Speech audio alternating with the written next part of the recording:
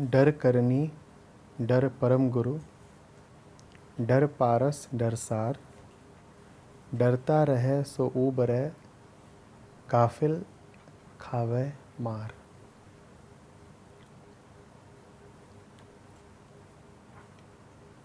डर को समझना होगा।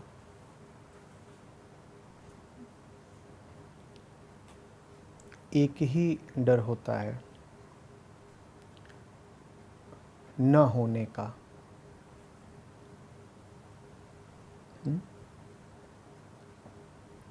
जो है उसके न होने का, खत्म हो जाने का, यही डर होता है।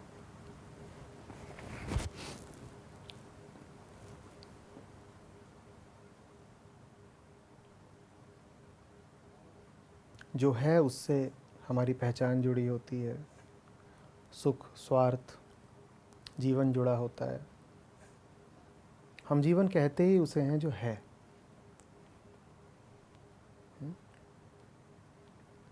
वो खत्म हो जाए तो लगता है मृत्यु। यही डर है, जो है कहीं वो खत्म ना हो जाए, क्योंकि जो है उसी को नाम हमने जीवन दिया है। वो चाहे जैसा है, वो चाहे जैसा है, जीवन तो वही है। वो गया तो मृत्यु।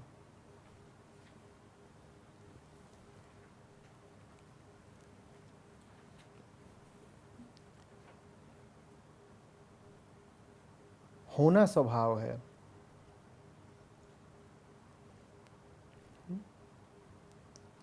न होना किसी को पसंद नहीं, क्योंकि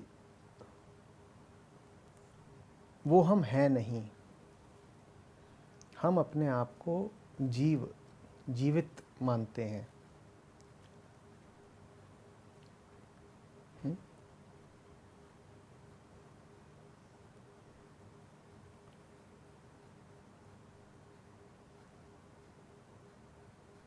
डर जब हमें सताता है, न होना सामने आता है, चीज़ों को खत्म होता देखते हैं, मृत्यु की घटना देखते हैं, तो हम डरते हैं। हम मृत्यु से मुक्ति चाहते हैं, हम डर से मुक्ति चाहते हैं।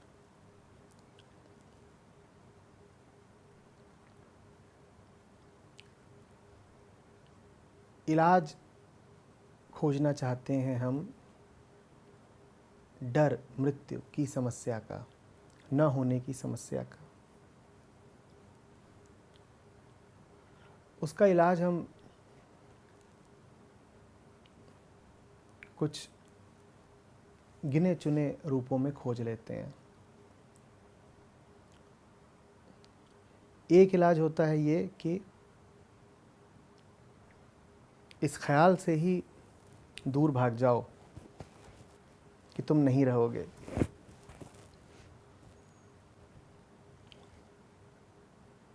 मन को तमाम तरह के अन्य विचारों से भर लो।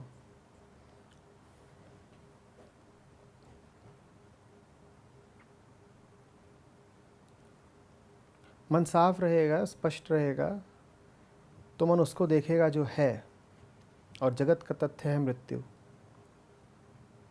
तो मन को भर लो तमाम तरह के ख्यालों से, ताकि मन उनमें ही लिप्त रहे।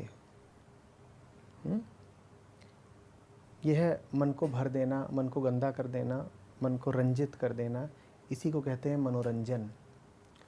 मनोरंजन और कुछ नहीं है, मृत्यु से भागने का एक उपाय है।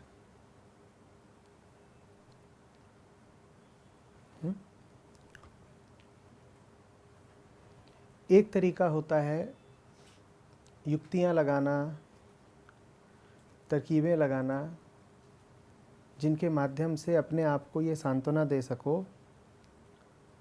कि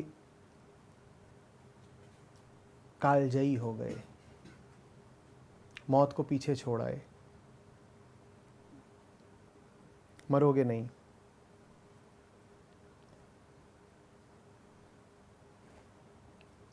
क्या होती हैं युक्तियाँ? विज्ञान, परिवार, स्मृतियाँ, स्मारक, धरोहर, वंश, नाम, प्रतिष्ठा, कुछ भी ऐसा जो समय को मात दे दे, कुछ भी ऐसा जो तुम्हारे बाद शेष रह जाए, या कुछ भी ऐसा जो तुम्हारी उम्र को लंबा कर दे।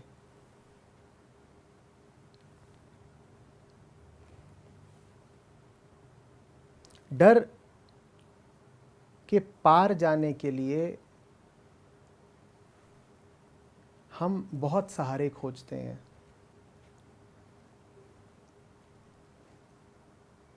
और जिन भी सहारों का हम आश्रय लेते हैं वो सब वही हैं जिन्हें नष्ट हो जाना है। तो डर के पार जाने की हमारी जो युक्तियां हैं वो विफल हैं, वो झूठी हैं। लेकिन स्वयं को धोखा दिया जा सकता है, अपने आप को ये जताया जा सकता है कि आपने जो उपाय किया वो काम आएगा।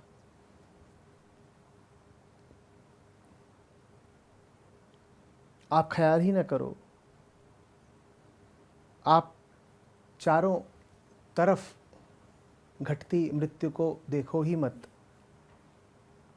आप तथ्यों के संपर्क में ही न रहो।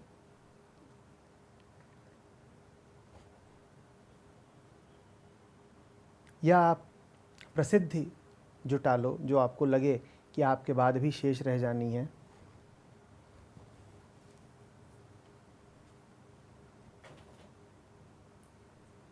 या आप वंश खड़ा कर लो, परिवार खड़ा कर लो। इन सब से आप अपने आप को इस धोखे में रख सकते हो जो आपने ऐसा कुछ कर लिया है जो आपको मृत्यु से बचा लेगा। असल में हम जो भी कुछ करते हैं वो करते डरवश ही हैं, वो करते हम मौत के पार जाने के लिए ही हैं। जिन्होंने भी गौर से देखा है उन्होंने और देखा क्या, उन्होंने बदलाव को ही देखा है। दुनिया को गौर से देखोगे तो बदलाव ही पाओगे। और जितने हमारे बहाने हैं वो सब गौर से बचने के बहाने हैं। गौर माने ध्यान।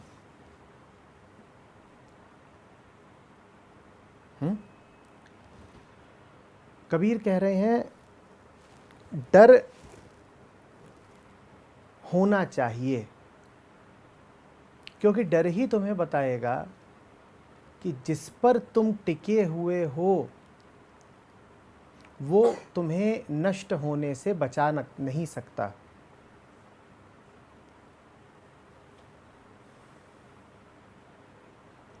डर ही तुम्हें बताएगा कि तुम्हारे सारे बहाने झूठे हैं। असल में बहाना झूठा साबित हुआ नहीं कि डर तो उठेगा ही।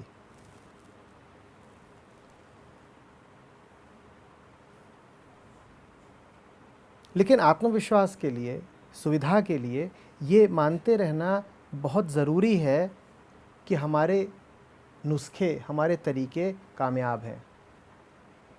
और आत्मविश्वास ना हो तो बढ़िया सुविधा हो जाती है। आत्मविश्वास का अर्थ ही होता है अहंकार। आत्मविश्वास का अर्थ होता है अकड़ की सहूलियत। डर जाओ तो देखा है कैसे पिलपिले से हो जाते हो, जो जान निकल गई हो, जो गुब्बारे से हवा निकल गई हो। हमें वो स्थिति पसंद नहीं है। डर ऐसा सा होता है जैसे रीढ़ टूट गई हो।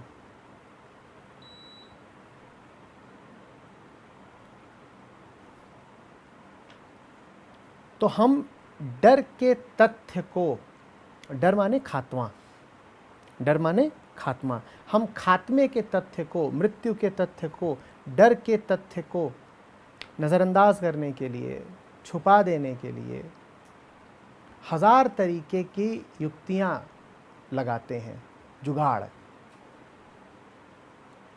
कबीर कह रहे हैं, जानो कि तुम्हारे सारे जुगाड़ विफल ही जाने हैं। हाँ, जानोगे ये कि वो विफल जाने हैं तो डरोगे। वो कह रहे हैं डरे चलो, डर करनी डर परम गुरु। डरोगे ही तब जब तथ्य में जियोगे, और जो तथ्य में जी रहा है उस सत्य के पास पहुंच गया तो डर परम गुरु।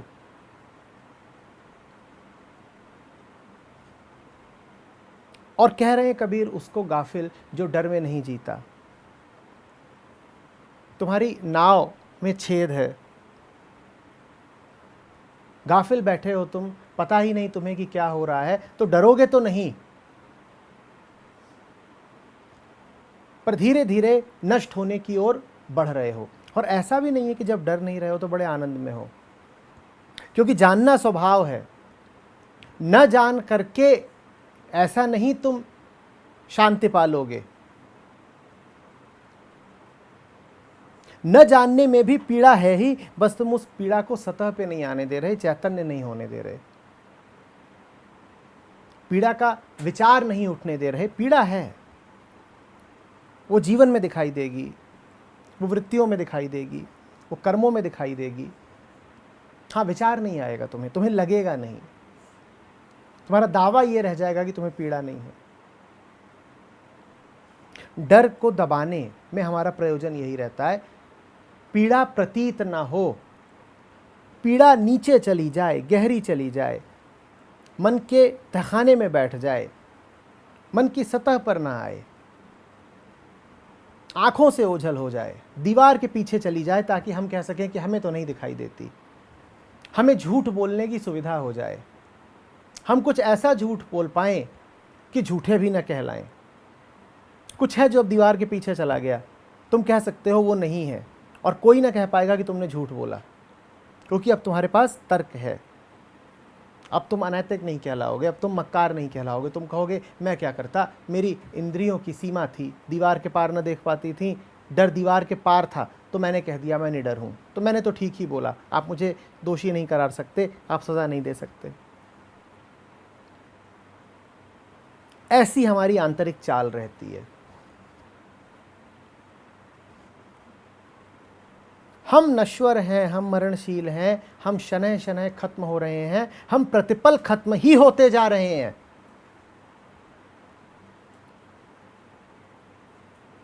इस तथ्य से वो मन डरता है जो परिवर्तनशील को अमर मान लेता है। बदलाव से वो मन हमेशा डरता है जिसने बदलने वाली वस्तु को अपरिवर्तनशील मान करके उससे मोह रखा होता है। जिसे बदल ही जाना है, जिसे मिट ही जाना है, जिसे कुछ और ही हो जाना है, मैंने दिल लगा लिया उससे। अब ये स्वार्थ होगा मेरा कि मैं उसके बदलने को अनदेखा करता रहूं, मैं मानूं ही ना कि वो बदलता जा रहा है। मुझे दिखाई भी पड़े कि ये वो है ही नहीं जिससे मन लगाया था, तो भी मैं इस तथ्य को नज़रअंदाज कर दूं। ऐसा जीवन होता है हमारा। और यदि ये बलवश दिखाई भी पड़ जाए, स्थितियां ऐसी हो जाएं कि आपको न देखने की सुविधा ही ना बचे और आपको मानना ही पड़े कि बदलाव है और डर है, तो फिर आप कुछ ऐसा आयोजन कर लें जो बदलाव के विरुद्ध खड़ा हो जाए।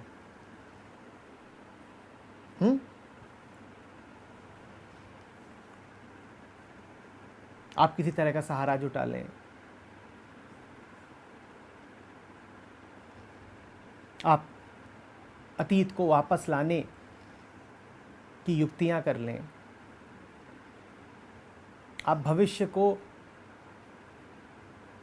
अतीत का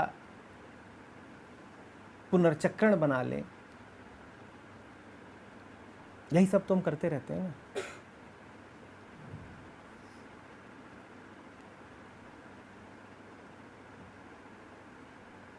ये सब बदलाव से बचने के बहाने हैं। कबीर कह रहे हैं डरो, पूरी तरह से डरो। डर को खंजर की तरह सीने में उतर जाने दो। डरने से आशय है बदलाव के, समय के, नश्वरता के, तथ्य के रूबरू खड़े हो जाना। कांप जाओगे, जड़ तक कांप जाओगे। पर जब तक तुम नश्वर को ही अमर मान रहे हो तब तक अमर से भी तुम्हारा संपर्क हो नहीं पाना है। वास्तव में अमरता से संपर्क में कोई बाधा है यदि तो यही है कि तुम उसको अमर माने बैठे हो जो अमर है नहीं। जिस क्षण तुम्हें दिख गया कि सब नश्वर ही है, उस क्षण तुम उस सब से किनारा कर लेते हो जो अमरता का ढोंग करता था, और तुम उस सब से मुक्त हुए नहीं जो झूठा था, जो ढोंगी था, जो मात्र छल था। कि तुम्हारी मुक्ति ही अमरता कहलाती है। अमरता में और मुक्ति में कोई अंतर थोड़ी ही है। जो तुम्हें बांधे वो स्वयं मरण धर्मा है, सत्य थोड़ी किसी कोई बांधता है। मुक्ति का अर्थ ही होता है मृत्यु से मुक्त हो जाना। मुक्ति का अर्थ ही होता है झूठे से मुक्त हो जाना। मुक्ति का अर्थ ही होता है जो चलायमान है उससे मुक्त हो जाना। तो मुक्ति का अर्थ ही होता है अमर हो जाना। मुक्ति का अर्थ ही होता है उसके शिकंजे से छूट गए जो मौत था। मौत माने बदलाव। मुक्ति का अर्थ होता है उसके धोखे से छूट गए जो बहुरूपिया था, जो बदल जाता, जो हमें एक चेहरा दिखाता और कल दूसरा हो जाता। बात आ रही समझ में? डर के समग्र स्वीकार में ही निडरता के दर्शन होंगे। जो डर को ठुकराएगा, जो डर को झुठलाएगा, जो डर से भागेगा, जो डर पे पर्दा डालेगा, जो डर को कोई भी और नाम देगा, उसकी सजा ये होगी कि उसे निरंतर डरते ही रहना पड़ेगा। तुमने डर को यदि डर कहा होता तो तुम्हें अनुज्ञा भी मिलती डर को हटा देने की, क्योंकि डर तो बुरी चीज है, डर तो कड़वी चीज है। रखा हो तुम्हारे सामने डर और तुम कह दो कि ये तो डर ही है, तब तो तुम्हें हक मिला उसको हटा देने का। पर रखा हो तुम्हारे सामने डर और तुम कह दो ये तो प्रेम है, तो अब वो डर क्या हो गया? अब वो डर तुम्हारे सामने अचल हो गया। अब वो डर तुम्हारी पहचान बन गया। अब वो डर हटेगा नहीं। कड़वे को कड़वा कहा होता तो उसे कड़वा कह करके हटा भी सकते थे। अब कड़वे को यदि मीठा ही कहे जा रहे हो तो किस बहाने हटाओगे? क्या तर्क दोगे? कारण क्या बताओगे? अपने आप को ही। कोई कारण नहीं पाओगे। जब कारण नहीं पाओगे तो हटा भी नहीं पाओगे। इसीलिए कबीर कह रहे हैं, डर करनी डर परम गुरु, डर पारस डर सार।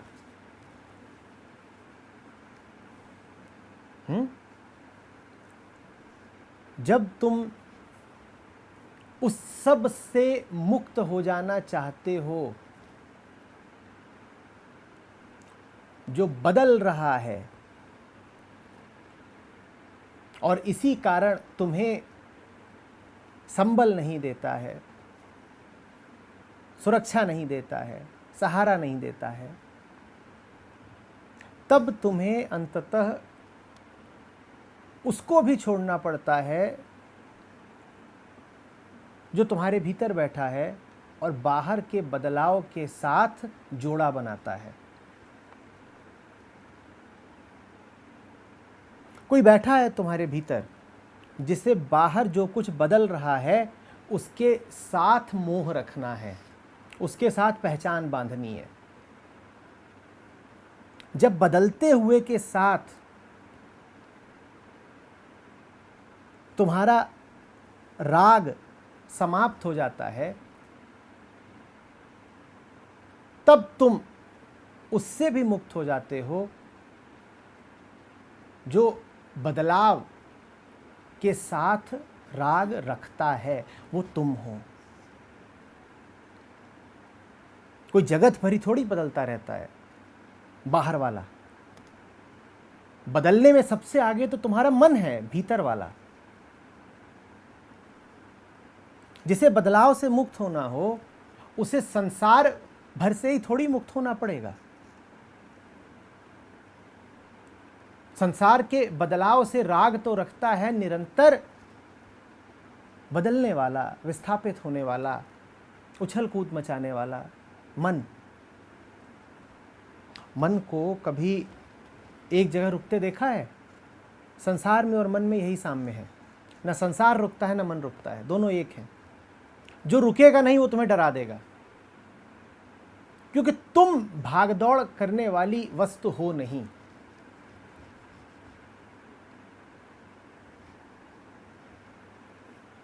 तुम अडिग, अचल, अटल, स्थिर आत्मा हो। आत्मा जो मिटना जानती नहीं, आत्मा जो होना भी नहीं जानती।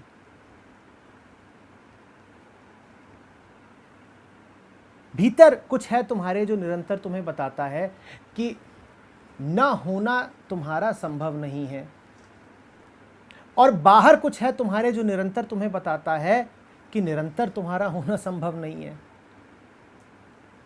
इसी कशमकश में इंसान का जीवन व्यर्थ जाता है। संसार को जब भी देखोगे तो यही पाओगे कि यहां तो जो है सो बदल ही रहा है, मिट ही रहा है। और संसार को देखने वाली आंखों के पीछे जो आंखें बैठी हैं, वो तुमको बताएंगी कि बदल तुम सकते नहीं। कुछ है भीतर जो बस है, और जो कि इतना पक्का है कि उसका होना भी शब्दों के आगे की बात है। असीम है उसका होना।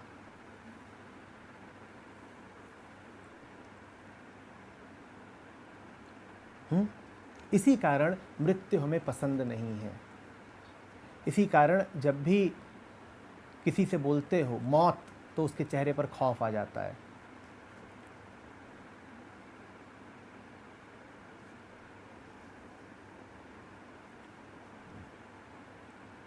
सोचा है कभी कि सोच ऐसी क्यों होती है? डर किसी को क्यों नहीं पसंद? मृत्यु किसी को क्यों नहीं पसंद? क्योंकि मिटना किसी को नहीं पसंद। क्योंकि मिटना एक असंभावना है, एक झूठ है।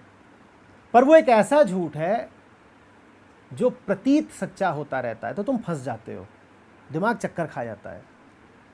तुम कहते हो दिखाई तो यही पड़ रहा है कि मौत होती है, तो हम कैसे मान लें कि हम अमर हैं?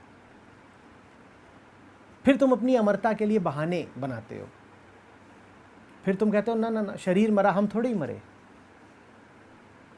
हम तो धुआं बन के, कि भाप बन के, कि आत्मा बन के उड़ गए थे। अब हम कहीं और, किसी और लोक में पहुंच जाएंगे, फिर कभी वापस आएंगे, जाने नहीं आएंगे। जो भी है, तमाम किस्से गढ़ते हो। इन सारे किस्सों की वजह ही यही है क्योंकि मिटना तुम जानते नहीं, मिटना तुम चाहते नहीं, मिटना तुम्हारा हो सकता नहीं।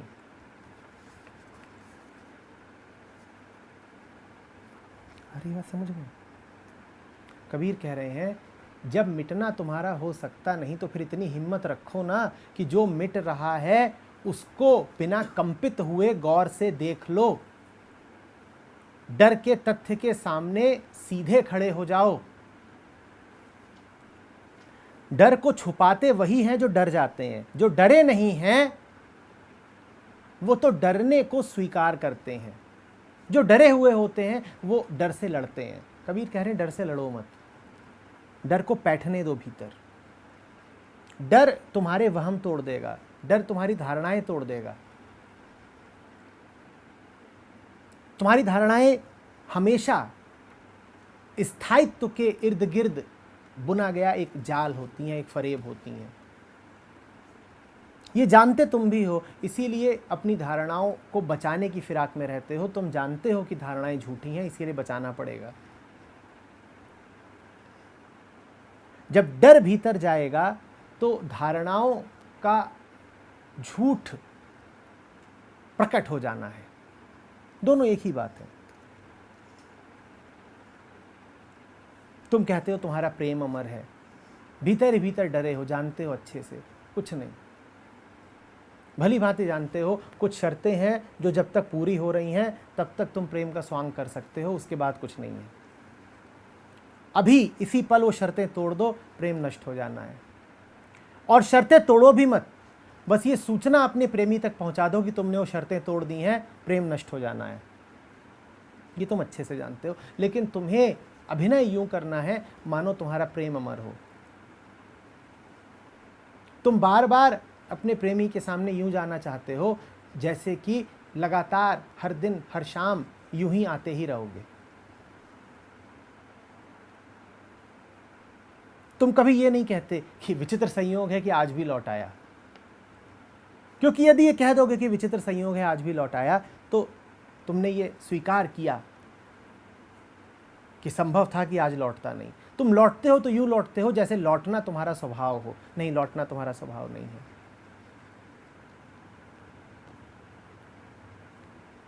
शरीर रूप में लौटते हो, कोई भी दिन ऐसा हो सकता है जिस दिन लौटोगे नहीं। और जहां तक तुम्हारे मन की बात है वो तो अक्सर लौटता ही नहीं, या कि लौट भी आता है तो लौट कर भी नहीं लौटता। लौटा हुआ मन भी न जाने कहां कहां भटकता रहता है। पर ये सब देख लिया अगर, तो जो ढांचागत ढर्रागत बंधा बंधाया जीवन जी रहे हैं उसमें फिर बड़ी असुविधा हो जाती है। आलस त्यागना पड़ता है, उचित कर्म में उतरना पड़ता है। इससे जरा कष्ट होता है, हाथ पांव चलाने पड़ते हैं, अज्ञात का सामना करना पड़ता है, बिल से बाहर निकलना पड़ता है, सूरज की रोशनी देखनी पड़ती है, सड़कों की धूल खानी पड़ती है। कौन करे ये सब? इससे अच्छा ये है कि अभिनय किए जाओ, स्वांग किए जाओ कि जो है वो असली है। मान लिया यदि कि बीमारी है तो बीमारी से मुक्ति हेतु कर्म भी तो करना पड़ेगा। एक स्थिति आ जाती है रोगी की जब वो कहता है कि उसे रोग में रहना स्वीकार है, उपचार उसके लिए रोग से बड़ी यंत्रणा मालूम होता है। वो कहता है रोग के अभ्यस्त हो गए हैं तो रोग छोटा कष्ट है, क्योंकि उसके अभ्यस्त हो गए हैं। वो कहता है रोग का उपचार ज्यादा बड़ा कष्ट हो जाएगा क्योंकि वो नया कष्ट होगा। रोग बड़ा कष्ट होगा लेकिन वो अब छोटा हो गया है क्योंकि वो जाना हुआ कष्ट है। उपचार भले छोटा कष्ट हो पर वो बड़ा कष्ट है क्योंकि वो अनजान कष्ट होगा, हम उससे परिचित नहीं। तो हम तो जानी हुई विपत्ति को चुनेंगे भले ही वो बड़ी विपत्ति क्यों ना हो। ये हमारा जीवन है, हम सब यही करते हैं।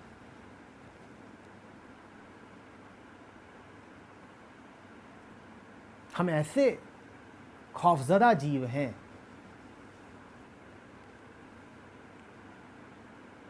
जो ज्ञात मृत्यु तो चुनने को तैयार हैं पर अज्ञात अमरता चुनने से घबराते हैं।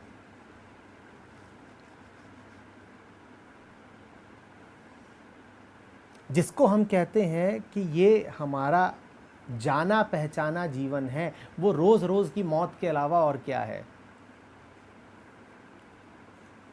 पर हम रोज रोज मरना स्वीकार कर लेते हैं। गए तिल तिल के मरे। और मैं जिस मरने की बात कर रहा हूं वो कबीर का मरना नहीं है। मैं जिस मरने की बात कर रहा हूं वो मुक्ति वाला मरना नहीं है।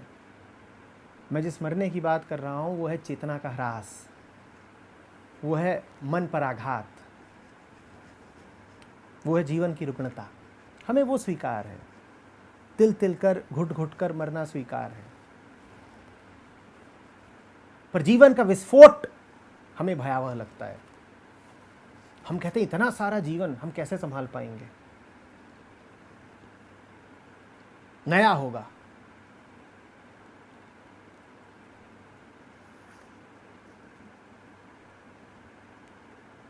हमारे वश से बाहर का होगा।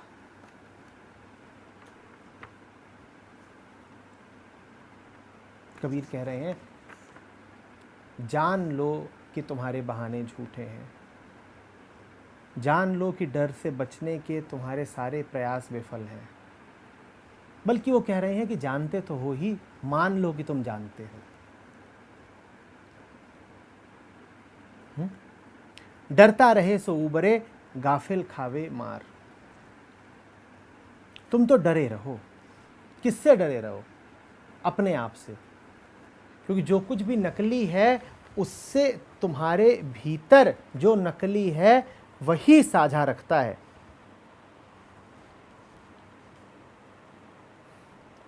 कोई भी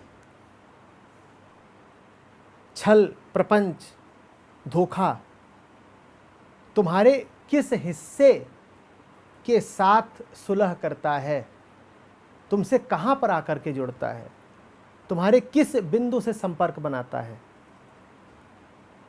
उस बिंदु से जो उसके ही जैसा होता है। बाहर का धोखा तुम्हारे भीतर के धोखे से आके जुड़ेगा। बाहर धोखा हो और भीतर सच्चाई, तो कोई रिश्ता बनेगा ही नहीं।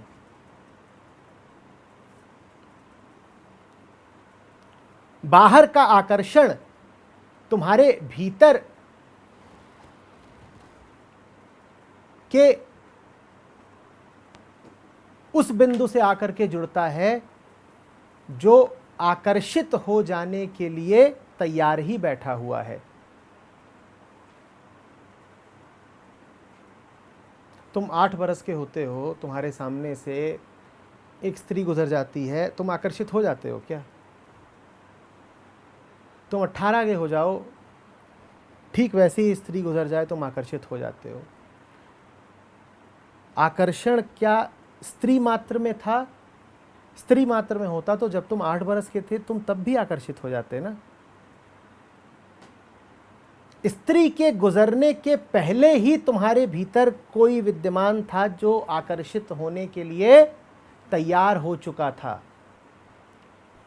जो तुम्हारे भीतर था वो स्त्री द्वारा प्रदत्त नहीं था। स्त्री को मत दोष देना कि वो सामने से गुजर गई तो आकर्षित हो गए। तुम पहले ही तैयार बैठे थे, तुम्हें बस बहाना चाहिए था, तुम्हें तलाश थी कि कोई विषय मिल जाए, कोई नाम मिल जाए जो मेरे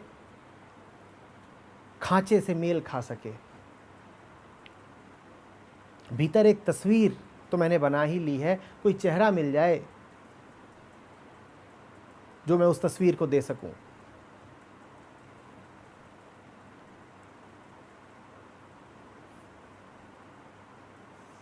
कबीर कह रहे हैं, डरते रहो अपने आप से। जगत तुम्हारा कुछ नहीं बिगाड़ता अगर तुम स्वयं बिगड़ने के लिए तैयार न बैठे हो। डरता रहे सो उबरे, गाफिल खावे मार। जिन्हें दुश्मन का पता होता है वो अक्सर दुश्मन से बच भी जाते हैं।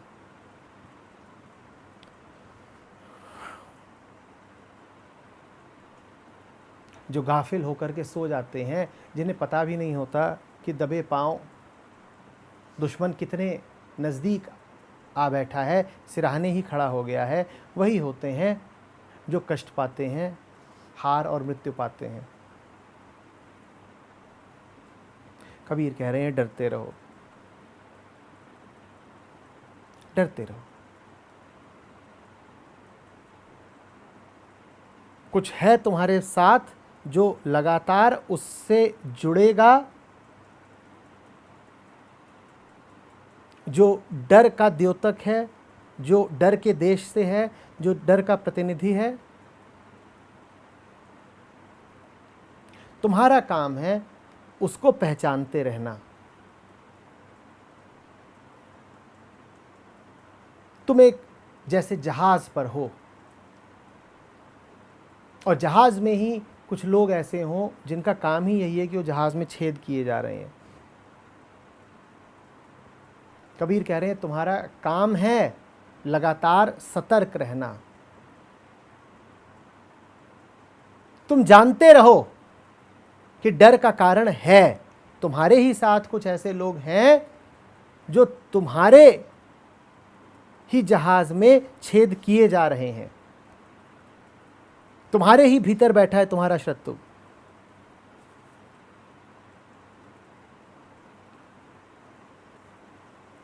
डरते रहोगे, सतर्क रहोगे तो जान बच सकती है, छेद बंद किए जा सकते हैं, दुश्मन की साजिश विफल हो सकती है।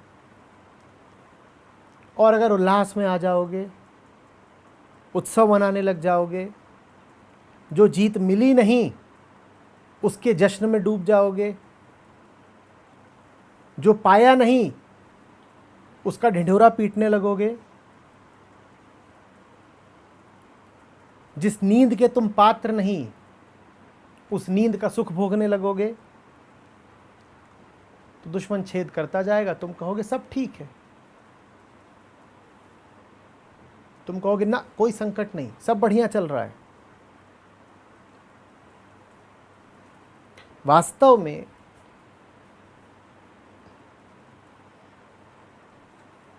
मूर्ख आदमी में जितना आत्मविश्वास आपको दिखेगा उतना कभी किसी ज्ञानी में नहीं दिखेगा। ज्ञानी के चेहरे पर सरलता होगी, एक खालीपन, शून्यता, कुछ नहीं होगा। और जब भी उसके सामने कुछ नया आएगा तो उसके चेहरे पर विस्मय के भाव होंगे, जो कि अक्सर होंगे, क्योंकि जीवन तो प्रतिपल ही कुछ ना कुछ नया दिखाता रहता है। तो आप ज्ञानी के चेहरे पर अक्सर कौतूहल पाएंगे, जो कि अजीब सी बात है, क्योंकि वो ज्ञानी है, वो जानता है, तब भी उसके चेहरे पर आप विस्मय पाएंगे, कौतूहल पाएंगे, प्रश्न पाएंगे, बच्चों सी जिज्ञासा पाएंगे। और मूर्खों के चेहरे पर आप बड़ा आत्मविश्वास पाएंगे। वास्तव में इससे ज़्यादा आसान और त्वरित तरीका है नहीं मूर्ख की पहचान का। उसके चेहरे पर कोई कौतूहल का भाव होता ही नहीं। उसको लगता है उसने अपनी सारी समस्याएं जीत रखी हैं, उसको लगता है कि उसे संसार पता है, उसको लगता है डरने की कोई बात ही नहीं। बल्कि वो आपको भी यही कहेगा, डरो ही नहीं, कोई बात नहीं, ऐसा कर लो, काम बन जाएगा। ज्ञानी से ज़्यादा एक अर्थ में कोई डरता नहीं और मूर्ख से ज़्यादा एक अर्थ में कोई निडर होता नहीं।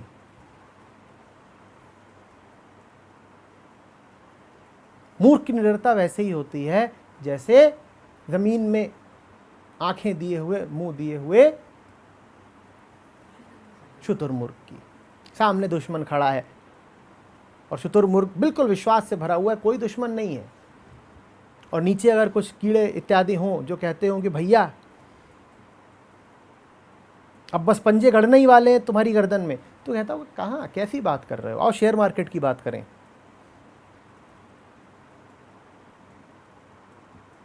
आपको मिलेंगे ऐसे लोग। ये लोग आमतौर पे वो लोग हैं जो जीवन में अधकचरी सफलता प्राप्त कर चुके होते हैं। इनके चेहरे पर गजब आत्मविश्वास होता है, ऐसा नूर छलक रहा होता है कि कई बार तो आपको लगेगा ज्यों देव प्रदत्त है, आध्यात्मिक है। कोई दुविधा, कोई शंका, किसी तरह की कोई उलझन आप इनके चेहरों पर पाएंगे ही नहीं। संभव है कि एक बार को अष्टावक्र उलझ जाएं, पर मूर्ख को आप कभी उलझा हुआ ना पाएंगे। उसके पास परम सूझबूझ है। आप उसके सामने जलती हुई चिता रख दें तो भी उसके चेहरे पर भाव यही रहेगा कि हमें यह सब पता है। आप उसके सामने उगता हुआ सूरज रख दें, उसके चेहरे पर कोई विस्मय ना आएगा। आप उसे चिड़िया की चहचहाहट सुना दें, वो कहेगा जानते हैं, साउंड वेव्स हैं।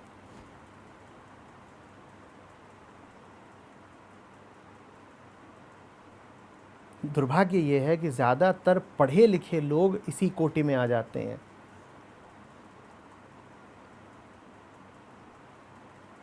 उनके भीतर कुछ मर जाता है, और जो मर जाता है उसकी लाश अकड़ के सख्त हो जाती है।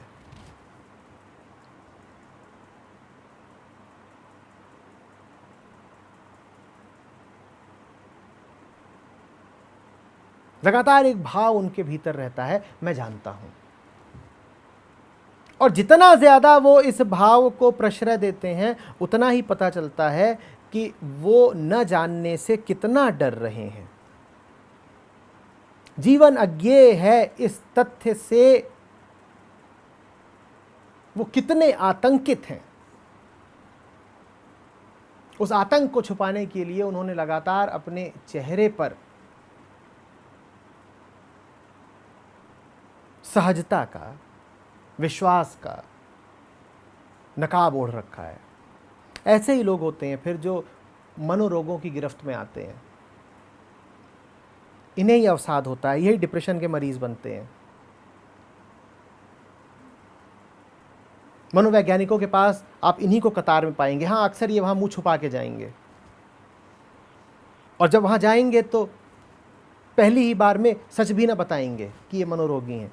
ये कहेंगे मैं तो यूं ही ज़रा आपका हाल जानने चला आया, कहीं आपको कोई तकलीफ हो तो मैं कोई समाधान बताऊं।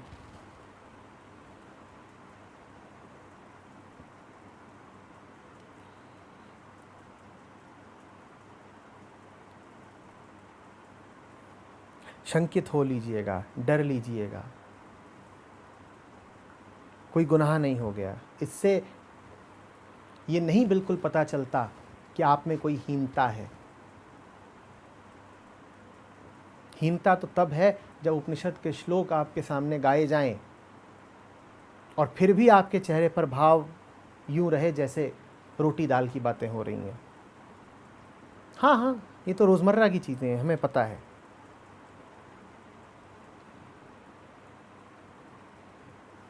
जिसके चेहरे पर नूतन को लेकर के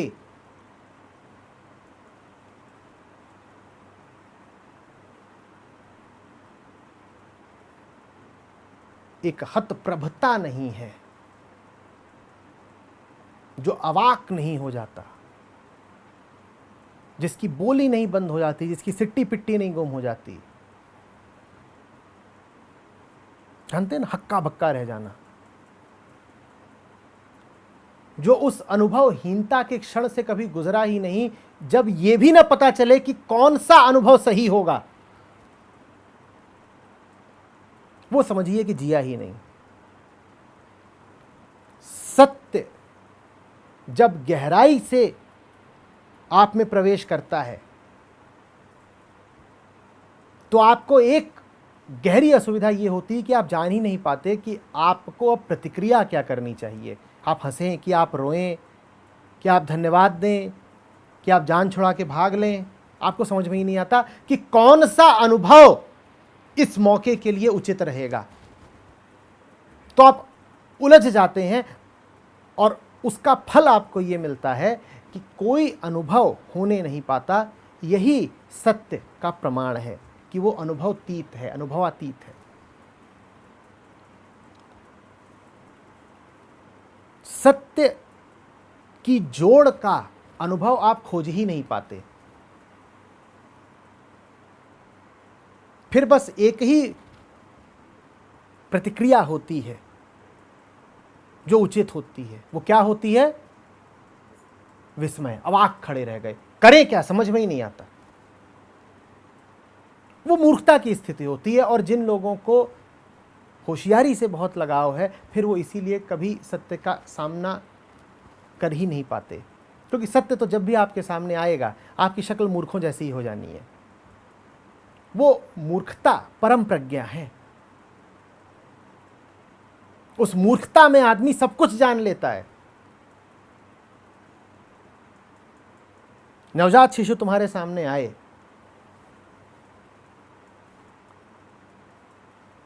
और तुम्हारी आंखें फटी न रह जाएं, तो इलाज कराओ अपना। देव मूर्ति के सामने खड़े हो, मौन का, ध्यान का, समर्पण का क्षण है, और अभी भी तुम्हारे चेहरे पर रोजमर्रा के भाव हैं, तुम बदल ही नहीं गए, तुम्हारा चेहरा शून्य ही नहीं हो गया, तो डूब मरो जाकर कहीं, मरे ही हुए हो।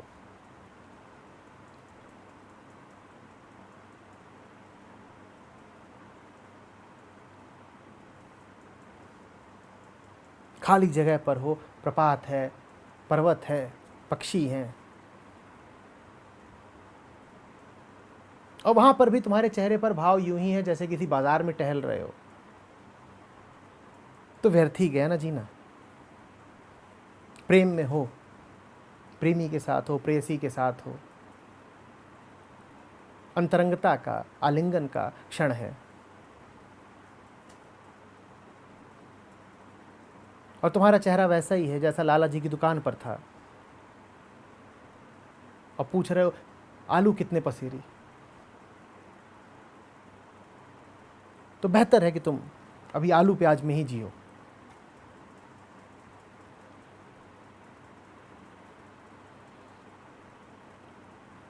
सबसे सुंदर तुम तब दिखते हो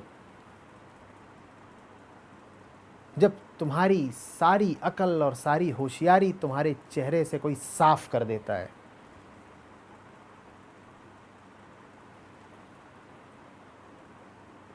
इतने सुंदर दिखते हो तुम तब कि जिसका कोई कथन नहीं हो सकता। वास्तव में लोगों के साथ बैठने का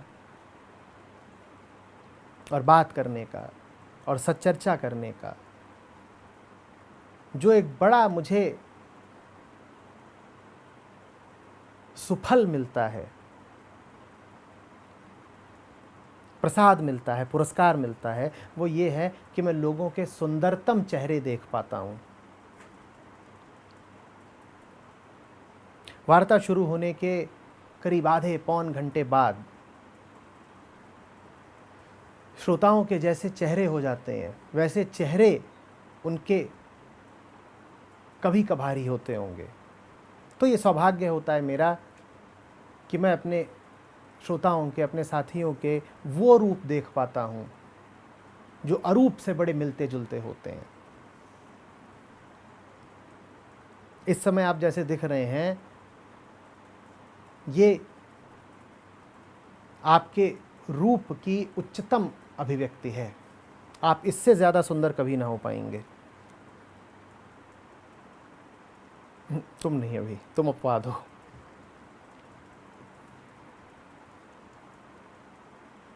जो हंस पड़ा सो गया, जो हंसे उसके पास तो हंसने का कारण होगा ना। रूप तुम्हारा तब खिलता है जब अकारण से पोषण पाता है। मुस्कुराते हुए चेहरे में वो बात नहीं जो हतप्रभ चेहरे में है, जो अवाक चेहरे में है। अवाक चेहरा ऐसा होता है जैसे तुम सूर्य के सामने आ गए हो और उसकी पूरी रोशनी से तुम्हारा चेहरा दीप्तिमान हो उठा है। अब सूरज के सामने आओगे तो कुछ बोल थोड़े ही पाओगे, हाँ, लेकिन तुम्हारा चेहरा जगमगाने लगेगा।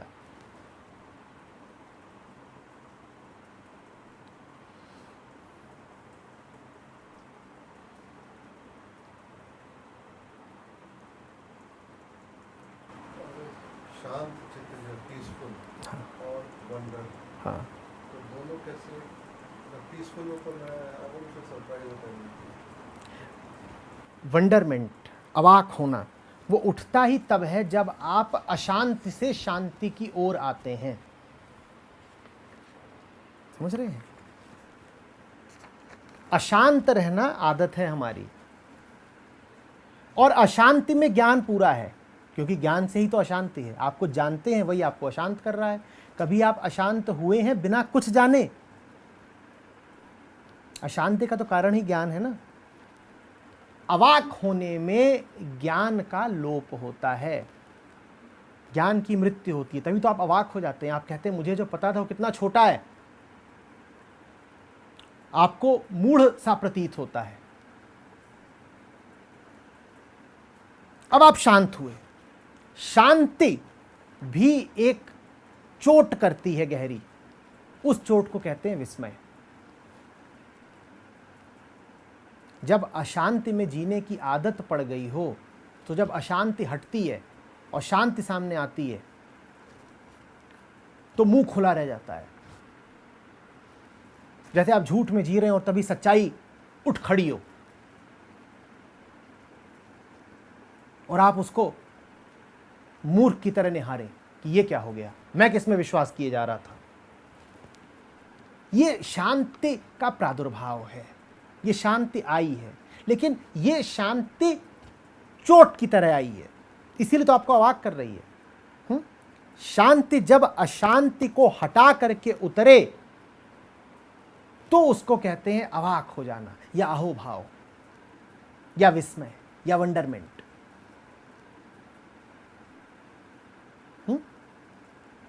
समझ रहे हैं? शांति जब एक निरंतर धारा बन जाए तो चेहरा भाव शून्य हो जाता है, खाली हो जाता है, दर्पण जैसा, आसमान जैसा हो जाता है। वो बुद्ध का चेहरा है। और शांति जब यकायक उतरे, शांति जब अशांति का अंत बनकर उतरे, तब जो होता है उसको कहते हैं विस्मय।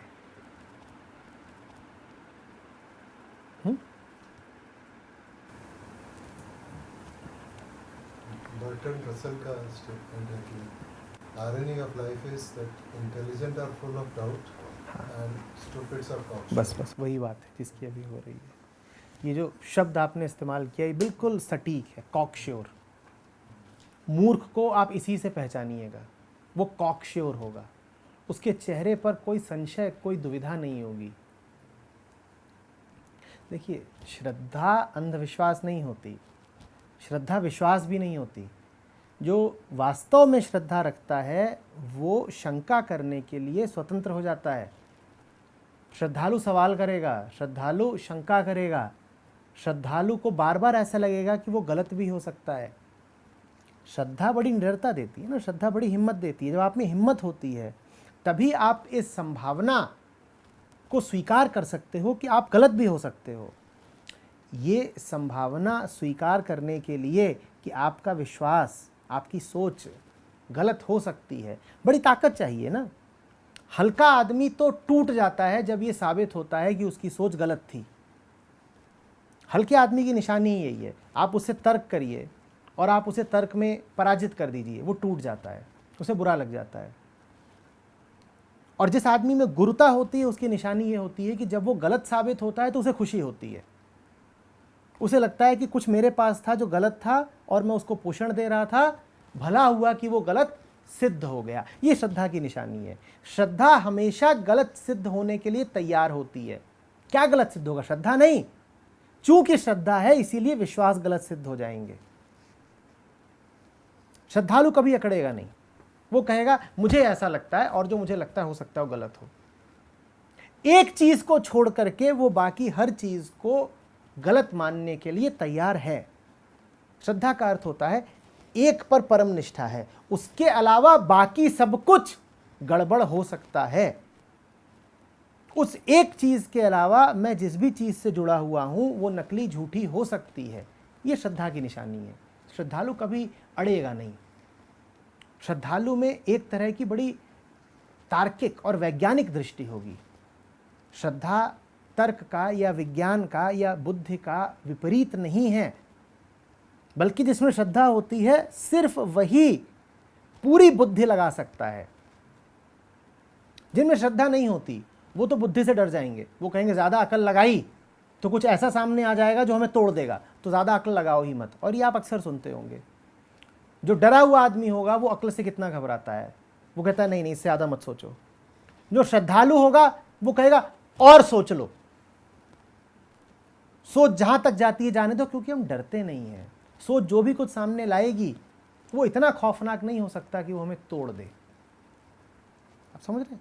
तो जो भी वास्तव में ज्ञानी होगा, कि भक्त होगा, कि श्रद्धालु होगा, जो भी कह लीजिए आप उसको, बोधवान होगा, वो संशय को बड़े स्वस्थ रूप में लेगा। उसको यह कहते हुए लाज नहीं आएगी कि मुझे नहीं पता। और एक रुग्ण चित्त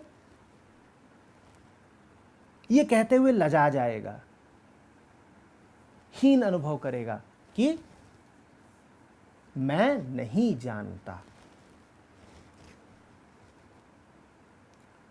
इस कसौटी पर भी आप आदमी की परख कर सकते हैं कि कौन कितनी आसानी से यह स्वीकार करने को राजी हो जाता है कि मैं नहीं जानता। श्रद्धालु बड़ी आसानी से मान लेगा मैं नहीं जानता। क्यों? क्योंकि जो जानने योग्य है एक चीज, उसको वो जानता है। उसको जानने के बाद वो कहता है बाकी सब कुछ अगर नहीं भी जानता तो लजाने की क्या बात है, स्वीकार कर लो ना। जो चीज करोड़ों की थी वो तो मेरे पास है, अब लजाने की बात क्या है, स्वीकार कर लो ना कि 10 रुपया गंवा दिया है। करोड़ों की बात तो जानता हूं, 10 वाली बात नहीं जानता, तो इसमें लज्जा क्या? हाँ साहब नहीं जानता, आप बता दीजिए। और कुछ आपको ऐसे मिलेंगे जिन्हें रास्ता भले ना पता हो, पर उन्हें रास्ता पूछते भी आंच आती है। देखें ऐसे लोग, वो बार बार रुक करके सड़क पर दिशा निर्देश भी ना मांगेंगे।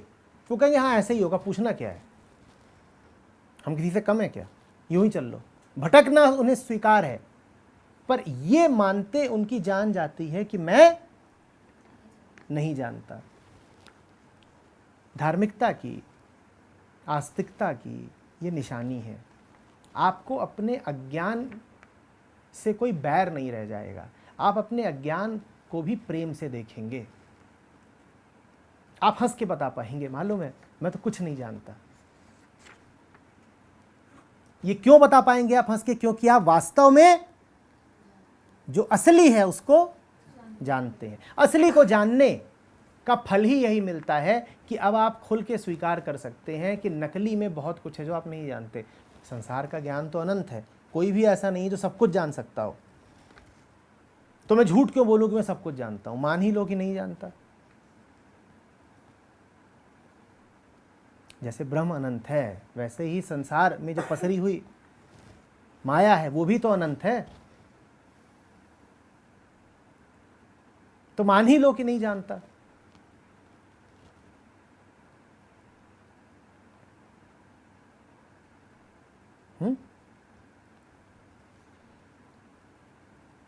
कभी भी कॉकश्योर मत रहिएगा। इस शब्द में ही कॉकीनेस है।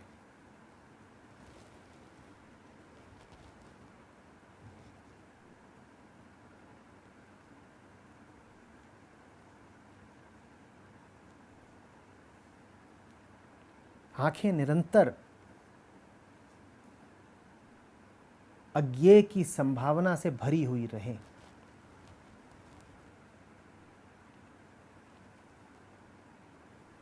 ज्ञान कभी घर के दरवाजे बंद न कर दे। सदा पता रहे कि अभी और है, अभी और है, तो दरवाजा खुला रखो, अभी और है।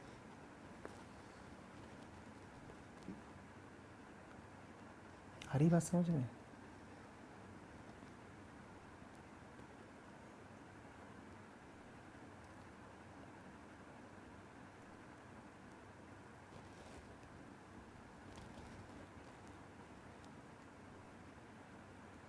और संदेह, संशय कोई बुरी बात नहीं है, बिल्कुल बुरी बात नहीं है।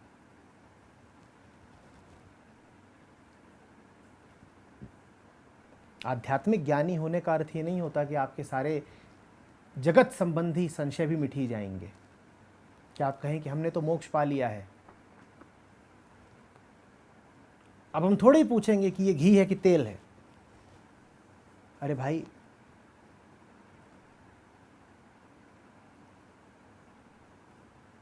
घी तेल का मोक्ष से क्या संबंध है? परम मोक्ष भी तुमने पा लिया हो तो भी उससे तुम्हें घी और तेल की पहचान नहीं हो जाएगी, वो तो पूछना ही पड़ेगा। उनके गुणों को नापना, जांचना पड़ेगा, प्रयोग करना पड़ेगा, या किसी जानकार से पूछना पड़ेगा।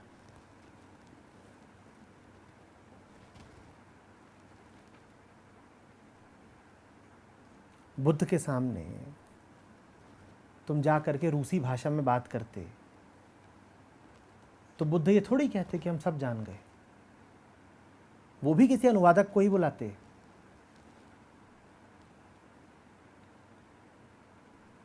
ज्ञान एक तल है और बोध दूसरा तल है।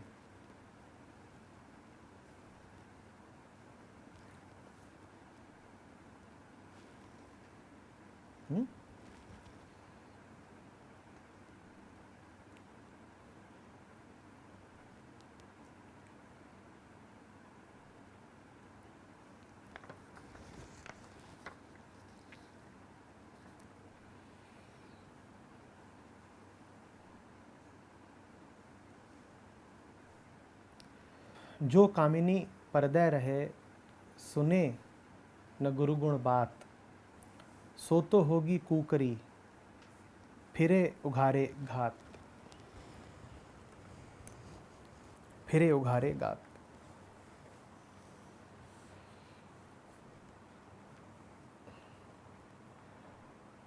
मन छुपा छुपी में ही जिंदा रह सकता है। जैसे कुछ कीड़े होते हैं ना, जो अंधेरे में ही जीवित रह सकते हैं, उनको रोशनी दिखा दो तो बेचारे मर जाते हैं। जैसे कुछ बातें होती हैं ना, जो सिर्फ कानाफूसियों में ही जिंदा रह सकती हैं, उनको खुल करके बोल दो तो उनका वजन, उनका जोर, उनका मसाला सब समाप्त हो जाता है।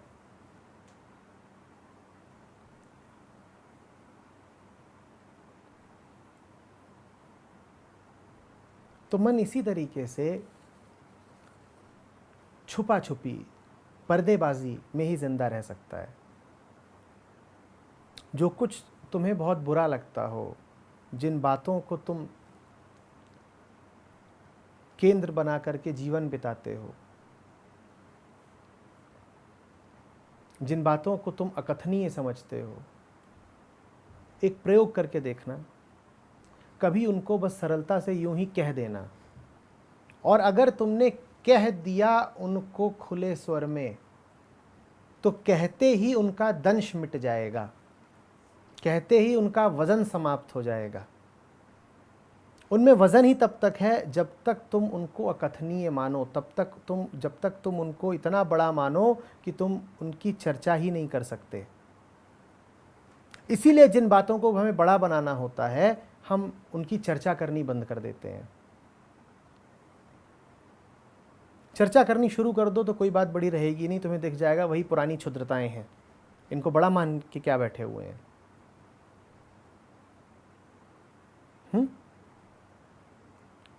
प्रकाश का पड़ना, तथ्य का सामने आना हमेशा मन के लिए घातक सिद्ध होता है। मन के जो प्रयोजन होते हैं उनको हरा देता है। कभी देखा है तुमने, तुम्हें जिससे दुश्मनी करनी होती है तुम उससे दूर हो जाते हो, और जिससे एक बार दुश्मनी बन गई उससे और दूर होते जाते हो, उससे संपर्क ही नहीं रखते, उसकी शक्ल नहीं देखते, ताकि मन अब उसके बारे में सुविधापूर्वक कल्पनाएं कर सके। जिससे तुम दुश्मनी पाले बैठे हो, अगर तुम उसके संपर्क में आने लग जाओ तो दुश्मनी बनाए रखने का फिर तुम्हें कोई कारण उपलब्ध नहीं रहेगा।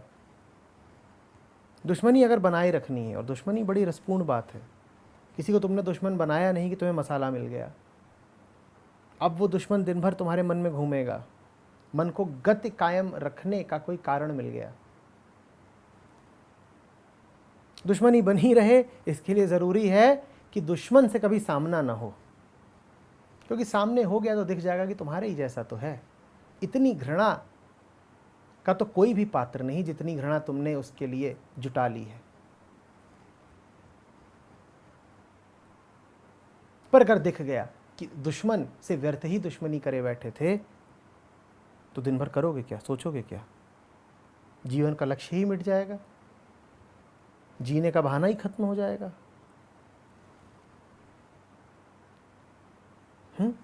छुपाना आवश्यक है। छुपाने के बहाने बहुत हो सकते हैं। कबीर कह रहे हैं, जो कामिनी पर्दे रहे सुने न गुरुगुण बात। कामिनी से अर्थ यहाँ पर स्त्री से मत लेना। कामिनी से अर्थ है प्रकृति, कामिनी से अर्थ है मन। मन गुरु से छुपाता है। गुरु माने सत्य। मन सत्य के सामने नहीं आना चाहता है। छुपाने के बहुत बहाने मिल जाते हैं। लज्जा, ये बातें थोड़ी बताने की होती हैं। जो बात बताने की नहीं होती वो संचय की कैसे हो सकती है? जो बात इतनी निर्मूल है, जो बात इतनी मूल्यहीन है, और जो बात इतनी लज्जास्पद है कि चर्चा करने योग्य भी नहीं है, उसको तुम मन में स्थान क्यों दिए हुए हो? कबीर कह रहे हैं सत्य के सामने तो सारे पर्दे हटाने होते हैं। कामिनी पर्दा वहां नहीं रख सकती, वहां तो नग्न होना ही पड़ेगा। और तुम कोई बहाना मत बनाना आवृत रहे आने का। बहाने तुम्हें खूब मिल जाएंगे, तुम्हें कारण मिल जाएंगे। तुम कहोगे ये कोई बताने की बात है, कोई बोलने की बात है। तुम कहोगे ना, इस विषय पर तो गुरुजी हमें पहले ही स्पष्टता दे चुके हैं, अब दोबारा पूछेंगे तो उनके समय की बर्बादी है। छुपाओगे तुम वही, दोहरा के कह रहा हूं, जिसको यदि नहीं छुपाया तो वो नष्ट हो जाएगा। जो भी कुछ तुम नहीं बता रहे हो वही है जहां तुम्हारा राग है। लोग आते हैं, मुझसे बात करते हैं, कुछ अपने मन की बातें बोलेंगे, मैं सुन लेता हूं। और जब मैं उनकी बात सुनता हूं तो मैं ये भी सुनता हूं कि वो क्या नहीं सुनाना चाहते। क्योंकि तुम जो सहजता से बता ही पा रहे हो उसमें बहुत जहर नहीं हो सकता। जहर वहां बैठा हुआ है जहां तुम इतने असहज हो कि तुम बोलोगे भी नहीं।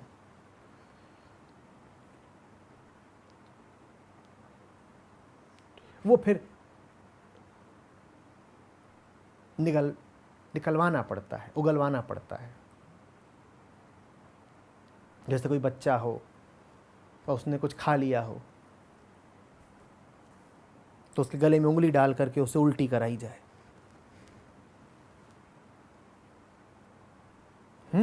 या कोई औषधि दी जाए कि उलट, क्योंकि नहीं उल्टेगा तो जो तेरे भीतर गया है वो विष है तेरे लिए। तुझे स्वास्थ्य लाभ तब तक ना होगा जब तक तू उस विष को बाहर उलट ही नहीं देता। गुरु का अर्थ ही है वो जिसके सामने तुम अपना सारा विष उलट सको। शिव इसीलिए आदि गुरु है। समुद्र मंथन हुआ, बाकी तो जो सब निकला सो देवताओं और राक्षसों ने आपस में बांट लिया। निकला हलाहल विष। करें क्या उसका? उसको पूरे ब्रह्मांड में जहां भी रखते वो वहीं आग लगा देता। तो वो उसको शिव के पास लेकर के आए, विनती कि इसका क्या करें। जिसको तुम संभाल ना पाओ उसी को जिसके सामने ला पाओ उसे गुरु कहते हैं। जो कुछ देवता और राक्षस आपस से संभाल सकते थे उन्होंने संभाल लिया, बांट लिया। कभी गाय निकल रही है, कभी स्त्री निकल रही है, कभी धन निकल रहा है,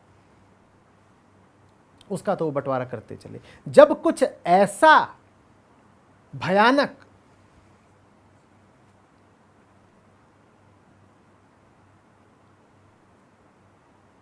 मृत्युतुल्य निकले, जो तुम्हारी क्षमता से बाहर का हो, जिसे तुम वहन ही ना कर पाओ, तब उसे सिर्फ सत्य वहन कर सकता है। अंधेरे को सिर्फ प्रकाश ही हर सकता है। तो शिव के पास लेकर के आए। ये पक्का था कि उसे पूरे ब्रह्मांड में कहीं रखा नहीं जा सकता, क्योंकि जहां रखोगे वहीं पर वो मौत बरसा देगा। तो शिव ने उसको लिया, पी गए और उसे अपने कंठ में स्थान दे दिया। तो नीलकंठ कहलाते हैं। गुरु वही है जो उस जहर को भी पी जाए जो तुमसे बर्दाश्त नहीं होगा। जो तुम्हारा बोझ ले सके। वो जहर तुम पीते तो मर जाते, शिव पीते हैं तो और सुंदर हो जाते हैं, नीलकंठ कहलाते हैं। जो जहर तुम्हारे लिए अंत है, कष्ट है, पीड़ा है, वही जहर गुरु के लिए शोभा है। वो गुरु की आभा को और निखार देता है। छुपाना नहीं होता है। बता रही समझ में? जो कामिनी पर्दे रहे, सुने न गुरुगुण बात, सो तो होगी कुकरी, फिरे उघारे गात। तुम शायद इसे अपनी शान समझते हो, इसे अपनी निजता समझते हो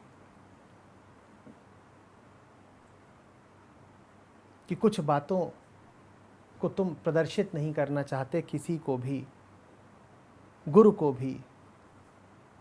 कुछ बातों का तुम विचार ही नहीं करना चाहते, कुछ बातों को तुम अपने चैतन्य मन में भी नहीं लाना चाहते।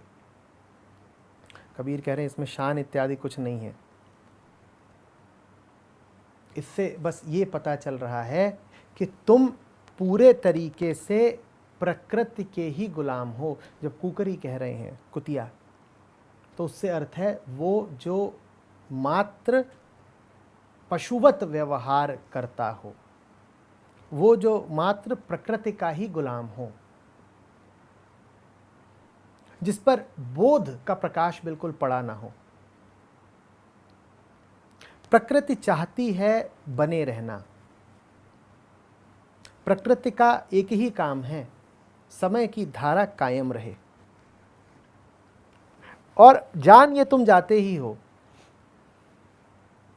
कि समय की धारा में सम्मिलित रहना तुम्हारा स्वभाव नहीं है। जान ये भी जाते हो कि जो तुम्हारा स्वभाव है तुम्हें उसमें स्थापित हो ही जाना है, वही नियति है तुम्हारी। पर तुम उसे जरा लंबित करते चलते हो। तुम कहते हो थोड़े और बहाने बना लें, थोड़े और टेढ़े टपड़े रास्तों से गुजर लें, कुछ दिन और जरा कष्ट के ही रस ले लें।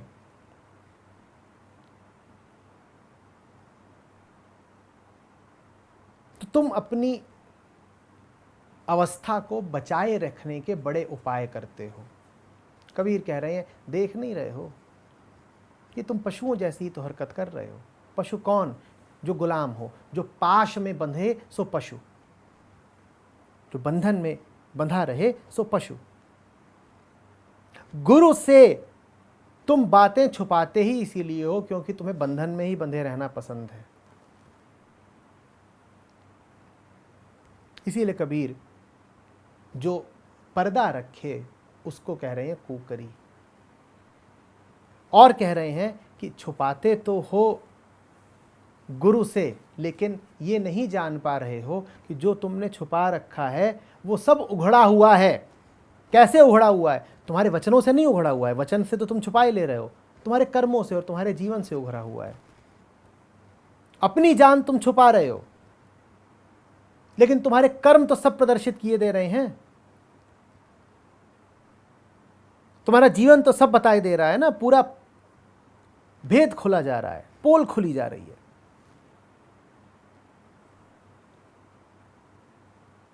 बता रही समझ में? कुछ भी ऐसा मत रखो जिसे सत्य से छुपाने की जरूरत पड़े। गुरु से आशय कोई व्यक्ति ही नहीं है। कुछ भी ऐसा अपने पास मत रखो जिसको लेकर के तुम्हें सत्य के अतिरिक्त कोई और कसौटी बनानी पड़े।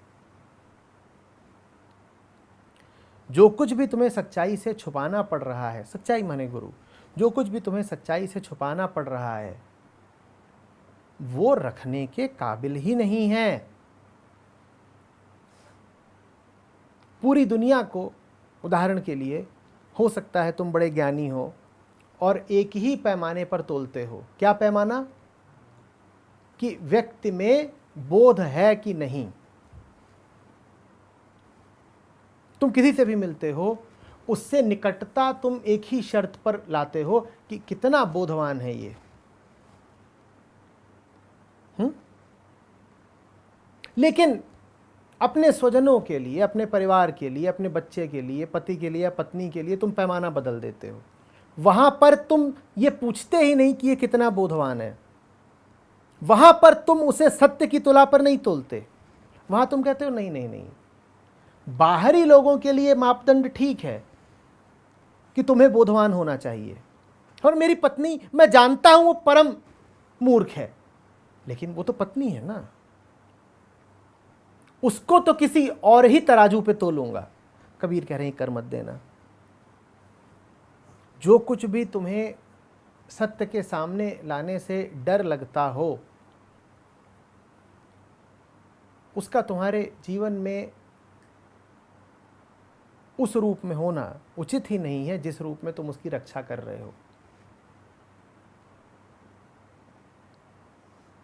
जो कामिनी परदय रहे, पर्दा, देखो कि क्या छुपाए जा रहे हो।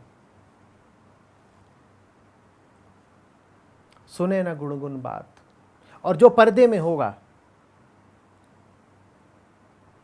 वो एक अपना लक्षण जरूर प्रकट कर देगा। सत्य वचन से बहुत भागेगा, गुरु की बात से बहुत कतराएगा, दूर दूर रहेगा। यही तो पर्दा है। वो कामिनी संसार में भी हो सकती है, वो कामिनी तुम्हारा अपना मन भी हो सकता है। जो भी कोई सत्य वचन से भागे, उसी को कबीर कह रहे हैं कि कुकरी है। जो भी कोई सत्य वचन से भागे, कबीर कह रहे हैं वही पशु है, वही बंधन में बंधा हुआ है। सत्य से बचने का जो बहाना तुम्हारे सामने आए, वो कितना भी आकर्षक हो, है माया की चाल ही। और बड़े आकर्षक बहाने आएंगे।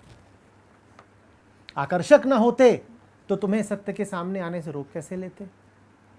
सत्य का भी, तुम्हारी दृष्टि में भी कुछ तो वजन है ही, कुछ तो तुम इज्जत देते ही हो ना सच्चाई को। तो तुम्हें सच्चाई से विमुख करने के लिए जरा वजन का बहाना चाहिए होता है। तो कभी ये मत कह देना कि बहाने में वजन था, कारण में वजन था, इस कारण हम सत्य से विमुख हुए। वजन तो होना ही था, पर यह पक्का कर लो कि जो भी कारण तुम्हें सत्य से दूर करे, छुपा दे, हटा दे, वो कारण नकली ही होगा।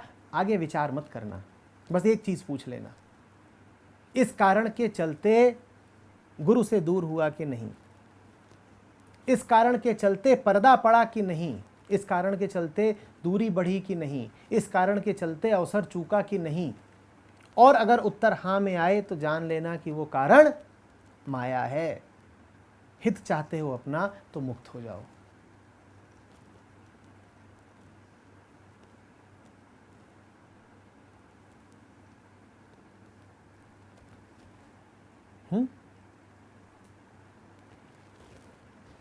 कबीर रसरी पाँव में कह सोवै सुख चैन, सांस नगाड़ा कूच का बाजत है दिन रैन।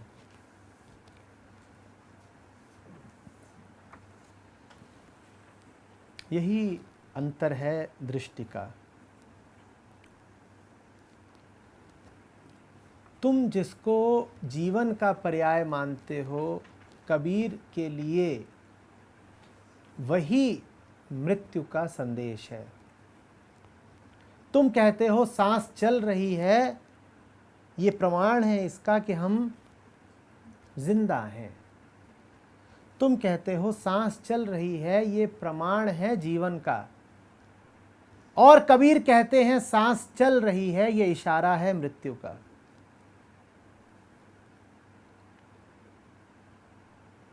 तुम कहते हो संसार चल रहा है, इससे पता है कि उसमें जीवन है, क्योंकि जीवित वस्तुएं ही गति करती हैं, यही देखा है ना तुमने। जो मर गया सो थम गया। तुम कहते हो कि संसार लगातार गति कर रहा है या मन लगातार गति कर रहा है, इससे प्रमाणित होता है कि वो जीवंत है। कबीर कहते हैं संसार लगातार गति कर रहा है, इसी से तो प्रमाणित होता है कि बदल रहा है और बदल होता है रहा है, अर्थात लगातार मर रहा है। जिसको तुम जीवन जानते हो, कबीर वहीं पर साक्षात खड़ी मौत देखते हैं। सांस नगाड़ा कूच का बाजत है दिन रैन, यही अंतर है दृष्टि का। तुम किसी की नाक के सामने हाथ रखते हो और कहते हो जिंदा है, और कबीर कहेंगे कूच का नगाड़ा बज रहा है, विदाई होने ही वाली है। नगाड़ा बजना शुरू हो चुका है तो विदाई अब दूर थोड़ी ही हो सकती है। नगाड़ा बजना शुरू। तुम कहते हो जन्म हुआ, कबीर कहते हैं मृत्यु का नगाड़ा बजना शुरू हुआ।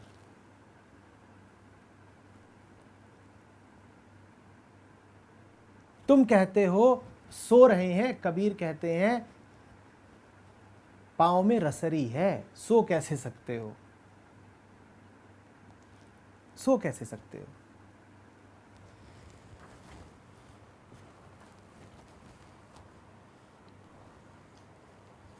एक संत हुआ, वो रात रात भर जाग के साधना करे।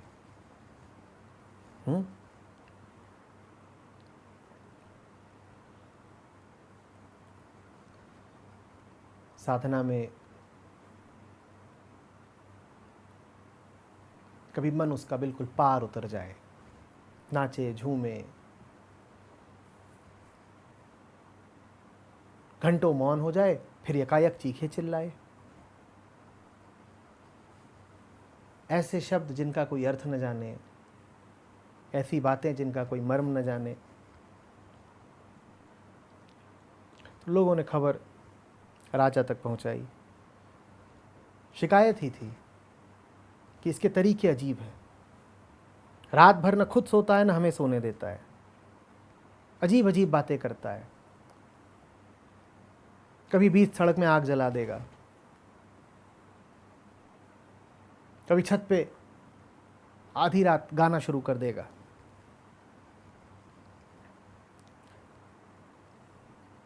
राजा ने उसको बुला भेजा। राजा ने कहा क्यों भाई, साधना इत्यादि तो ठीक है, पर तू ये सारे काम दिन में क्यों नहीं कर लेता। दिन में लोग जगह होते हैं, अपना अपना व्यापार कर रहे होते हैं, तू भी अपना व्यापार कर।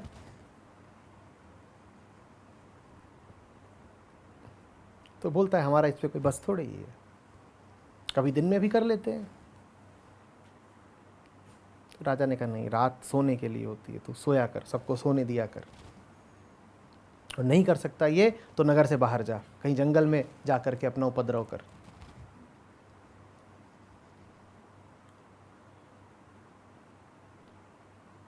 तो वो बोला ठीक है चला जाऊंगा,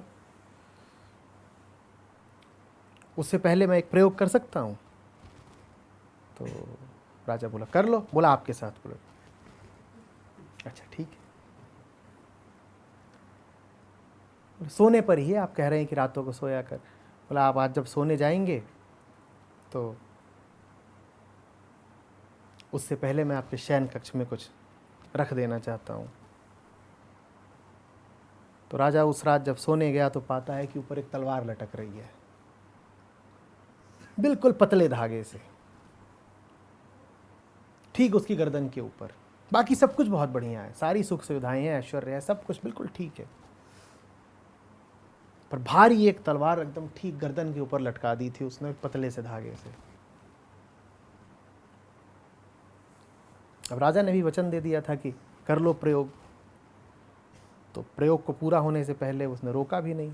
करे कोशिश सोने की, बिस्तर में किनारे हो जाए, कोई तरीके लगाए गिर सोने के, एक आध दो दफा नीचे गिर गया। उसी की तलवार थी बड़ी भारी। थोड़ा बहुत भी अगर लगती तो हाथ कट जाना था, गर्दन नहीं तो हाथ थी। सुबह उठ के आया बाहर, आंखें सूजी हुई, लाल लाल, चेहरा भी भरा हुआ। तो जो ही बाहर आया तो साधु घूम रहा था, बोले नींद कैसी आई? ऊपर तूने वो भारी तलवार लटका दी थी, किसी को नींद आती है? इसीलिए मुझे भी नींद नहीं आती है। साधु बोला इसीलिए मुझे भी नींद नहीं आती है। तुम्हारी दृष्टि जरा स्थूल है,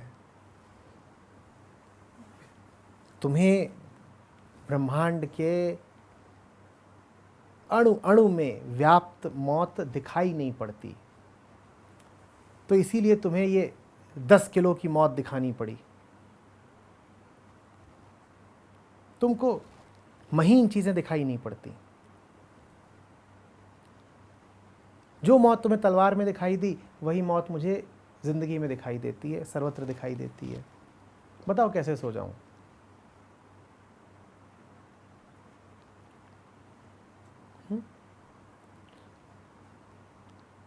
सांस नगाड़ा कूच का, और कबीर रसरी पाँव में। पाँव में रस्सी है, कोई भी खींच देगा तुम्हें। जानते हो पाँव में जो रस्सी हो क्या है? पाँव ही रस्सी है, शरीर ही रस्सी है, शरीर ही बंधन है, कभी भी खिंच जाएगा। कोई बैठा है यहाँ पर जो पूरी आश्वस्ति से कह सकता है कि उसको ठीक इसी पल कोई गंभीर बीमारी नहीं है, या कि अगले 2 महीनों में भी नहीं उभर आएगी? यही है कबीर रसरी पाँव में। इसी को कबीर थोड़ी देर पहले कह रहे थे, जीवन तो मृत्योन्मुखी है ही, इसको स्वीकार करो, स्वीकार कर लो तो मृत्यु से बच जाओगे।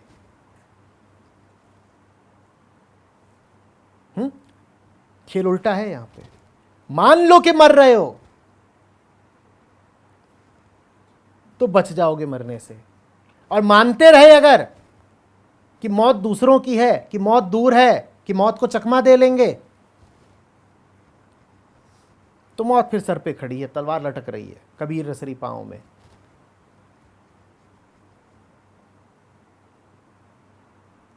बात आ रही है समझ में?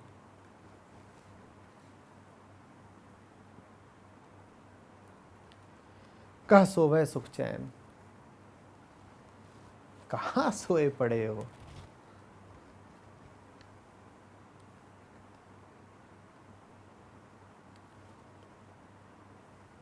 मानव जन्म ऐसा है जो तुम्हें चंद बरस देकर के भेजा गया है किसी कार्य की पूर्ति के लिए, और वो कार्य ये नहीं है कि जहां से आए थे मुक्त होने के लिए वहीं पर उलझ जाओ। संसार में आते हो तुम इसलिए कि संसार से मुक्त हो सको। संसार में आने का कार्य, संसार में आने का प्रयोजन, उद्देश्य ये नहीं है कि जिस रस्सी से मुक्त होने के लिए जन्म हुआ था उसी रस्सी में उलझे उलझे वो थोड़े से बरस बिता दिए जो तुम्हें दान दिए गए थे।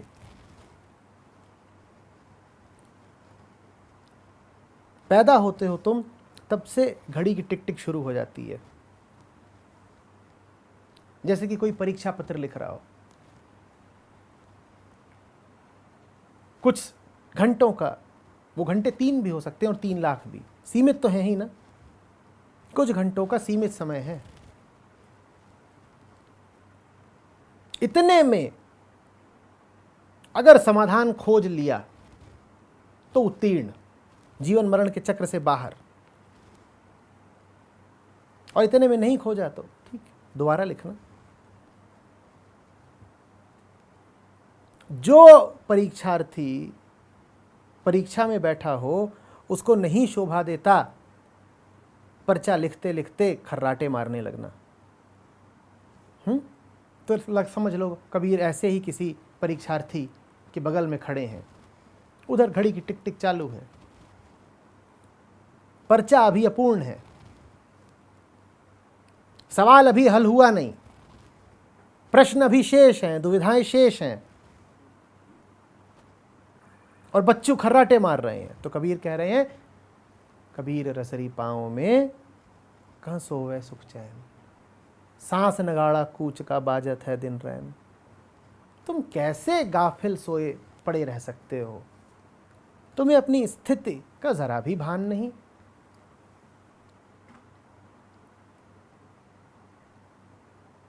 तुम्हें नहीं पता तुम बिल्कुल वैसे ही रह गए जैसे पैदा हुए थे, बल्कि उससे भी निकृष्ट।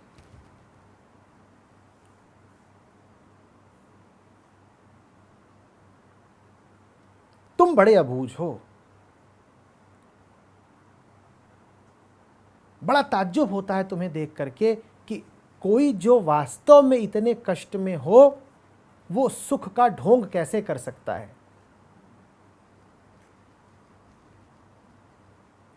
तुम्हारी आंखें बताती हैं, तुम्हारा जीवन बताता है, तुम्हारी वृत्तियां और तुम्हारी यंत्रणाएं बताती हैं कि कितने गहरे दुख में हो तुम।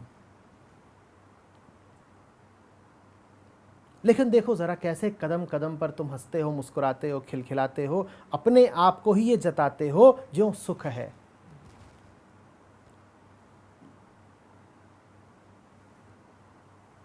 और मजेदार बात यह है कि अक्सर तुम्हारा ये ढोंग सफल भी हो जाता है। तुम सफलतापूर्वक अपने आप को ये एहसास करा ले जाते हो कि ठीक है, सब सुख है, चैन है। कबीर कह रहे हैं, कहाँ सुख है, सुख चैन, कहाँ है सुख, कहाँ है चैन? क्यों अपने आप से ही झूठ बोलते हो?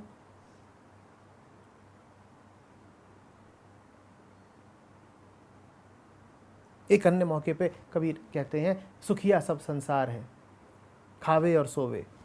क्योंकि झूठ बोलता है, सुख का नाटक करता है, तो खाता है और सो जाता है। पीड़ा पूरी है, पर ऊपर ऊपर सुख का लेप है।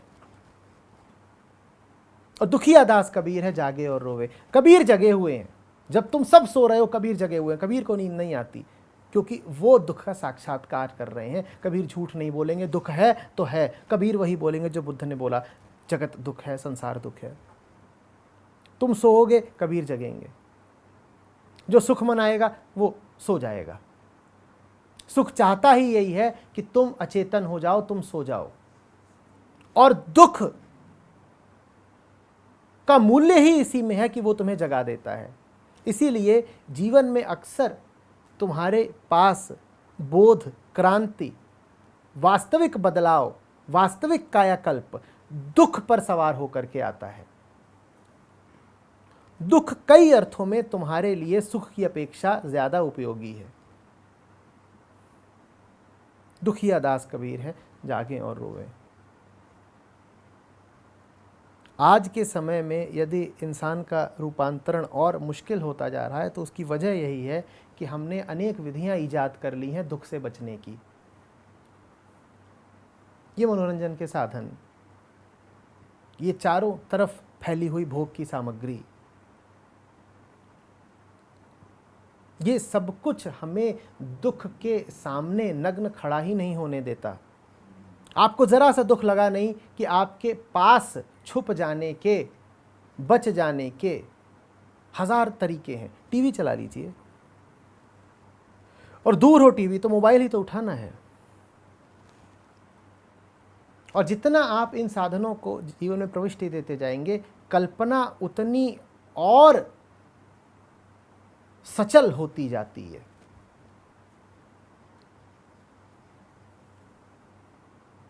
और कल्पना दुख से भागने का बड़ा प्रबल इंतजाम होती है। दुख है, सुख की कल्पना कर लो।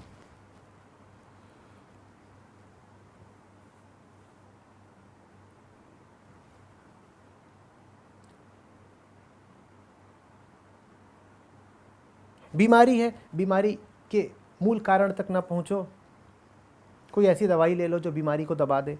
अधिकांश दवाइयां जो आप खाते हैं वो कोई आपको निरोगी करते हैं? आप अधिकांश दवाइयां जो खाते हैं वो बस दुख के, रोग के लक्षणों को दबा देती हैं। और इससे बड़ा अत्याचार आपके साथ हो नहीं सकता। शरीर आपको पीड़ा दुख इसलिए दे रहा था ताकि आप जान पाएं कि आपके जीवन में कुछ गलत है, आप गलत जीवन जी रहे थे, इस कारण रोज आपको गर्दन का और सर का दर्द रहता था। आपने गोली खा ली, आपने गर्दन का और सर का दर्द बता दिया, आपने अपने एक मित्र की सलाह को ठुकरा दिया। ये दर्द आपका मित्र था, ये आपको सलाह देने आया था कि जीवन बदलो।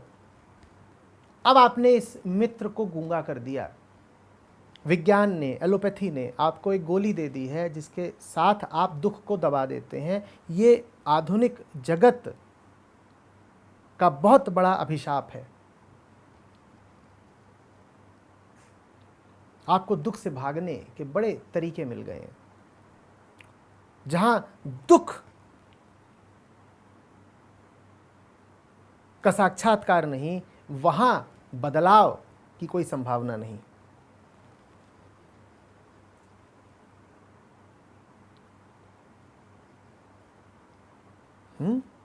तो कबीर तो लगातार यही कहेंगे, दुख है तो जानो, सामने खड़े हो जाओ और इस अटल विश्वास के साथ कि कोई दुख तुम्हें तोड़ नहीं सकता, उसी अटल विश्वास को कहते हैं श्रद्धा।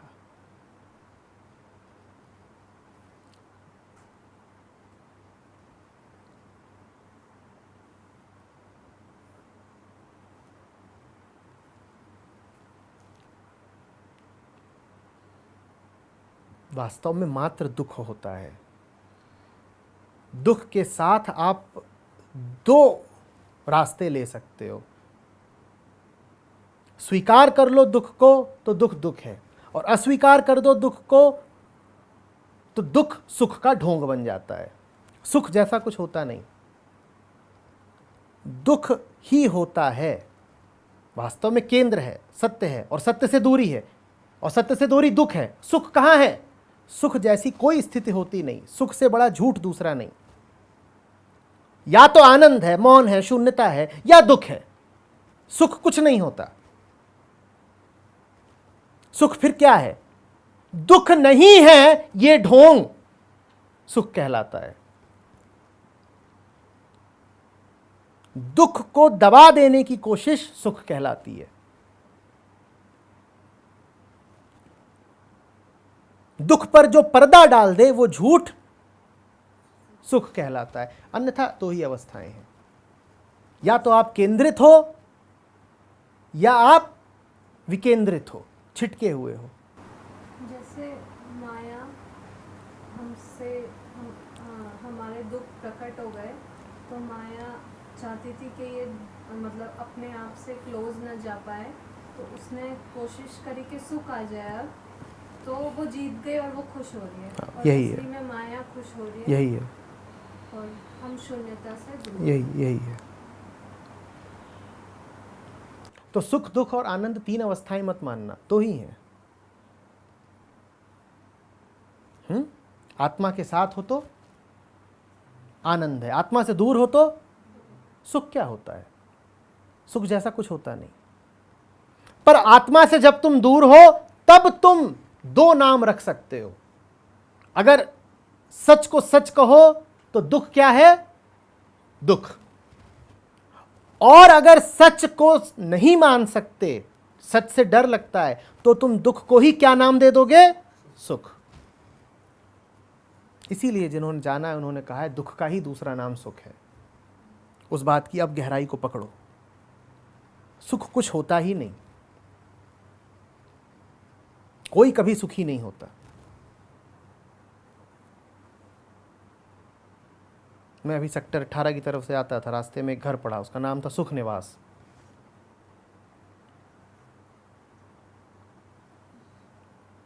मैं मौन हो गया बिल्कुल। बड़ा समय बीता, पर उस एक शब्द ने, किसी ने अपने घर का ही नाम रखा है सुख निवास,